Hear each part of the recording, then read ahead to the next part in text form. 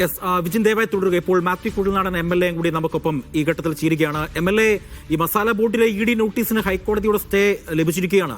3 മാസത്തേക്കാണ് ഹൈക്കോടതിയുടെ സ്റ്റേ. ഹൈക്കോടതി പറയുന്നത് ഈ കേസിൽ വിശദമായി വാദം കേൾക്കണമെന്നാണ് ഹൈക്കോടതി പറയുന്നത്. ഈ ഘട്ടത്തിൽ അങ്ങോട്ട് ഒരു പ്രതികരണം എന്താണല്ലോ? അല്ല, ഇത് ഒരു സ്വാഭാവിക പ്രക്രിയയാണ്. ഇത് കുഴപ്പമില്ല, തെറ്റില്ല. കാരണം EDയുടെ നോട്ടീസ് മസാല ബോണ്ടുമായി ബന്ധപ്പെട്ടെന്ന് പറയുമ്പോൾ ഒരു ഗവൺമെന്റ് ഏജൻസിയും ഗവൺമെന്റ് ഇൻസ്റ്റിറ്റ്യൂഷനും ഇൻവോൾവ് ആയിട്ടുള്ളതാണ്.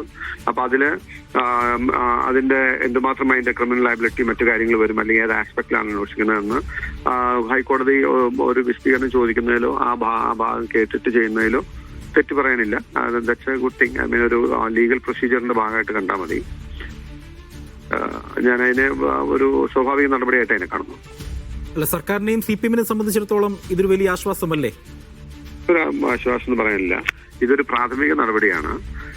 മസാല ബോണ്ടുമായി ബന്ധപ്പെട്ട കാതലായ കാര്യങ്ങളാണ് നമ്മൾ ചർച്ച ചെയ്യേണ്ടത്. യഥാർത്ഥത്തിൽ ED നോട്ടീസ് അയക്കിയ വഴി കേന്ദ്ര സർക്കാർ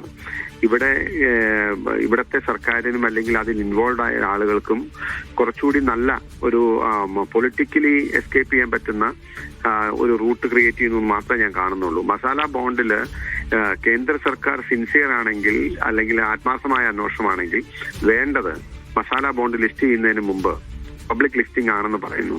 അതിന് മുമ്പ് പ്രൈവറ്റ് കൺസൾട്ടേഷൻസ് ഉണ്ടായിട്ടുണ്ടോ? ആരാണ് മസാല ബോണ്ടിൽ പൈസ ഇൻവെസ്റ്റ് ചെയ്തത്? ഒരുപാട് കമ്പനികൾ ചേർന്നാണ് ഇൻവെസ്റ്റ് ചെയ്തത്. അത് ഏതെങ്കിലും സിംഗിൾ എൻറ്റിറ്റിയുടെ ഇൻവെസ്റ്റ്മെന്റ് ആണോ? അത് എവിടെ നിന്ന് വന്നു? ആ കമ്പനിക്കോ അല്ലെങ്കിൽ ആ കമ്പനിയെ റെപ്രസെന്റ് ചെയ്യുന്നവർക്കോ മുൻകാല ബന്ധങ്ങൾ സർക്കാരിൽ ആരെങ്കിലുമായിട്ട് ബന്ധപ്പെട്ടുണ്ടോ? ഇങ്ങനെയുള്ള കാര്യങ്ങളാണ് അന്വേഷിക്കേണ്ടത്. അതല്ലാതെ ഫെമ വയലേഷൻസ് ഉണ്ട്, അല്ലെങ്കിൽ ഫോറിൻ കറൻസി റിസീവ് ചെയ്തതിലുള്ള ടെക്നിക്കാലിറ്റിയും സാങ്കേതികത അല്ല നോക്കേണ്ടത്.